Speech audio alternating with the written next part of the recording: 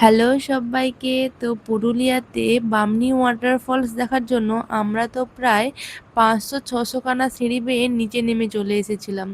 আর এসে খুব মজাও করেছি। আর মজা তো এলো তখন যখন আমাদেরকে এই 500-600 খানা সিঁড়ি বেয়ে ওপরে উঠতে হবে। তখন ছিল একদম দুপুরবেলা, প্রায় 2-2:30 বাজে। আর এত রোদ গরমের মধ্যে এতগুলো সিঁড়ি বেয়ে ওঠা কিন্তু মুখের কথা নয়। তাই আমরা বারবার রেস্ট নিচ্ছিলাম, তারপরে আবার কিছুটা রাস্তা উঠে যাচ্ছিলাম, আবার রেস্ট নিচ্ছিলাম।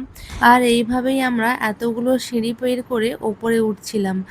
আর এতক্ষণ তো আমরা পাথরের রাস্তা বেয়েই উঠছি, যেমনটা আমি আগের ভিডিওতে বলেছিলাম যে হাফ রাস্তা আমরা সিমেন্টের ঢালাই করা সিঁড়ি ছিল, আর বাকি রাস্তাগুলো এরকম ছোট ছোট পাথরের সিঁড়ি ছিল। আর হাফ রাস্তা আসার পরে তো এরকম একটা ঝর্ণার ভিউ তোমরা আগে যাওয়ার সময়ও দেখিয়েছিলাম, আর আসার পথেও আমরা এখানে দাঁড়িয়েছিলাম এটা দেখার জন্য।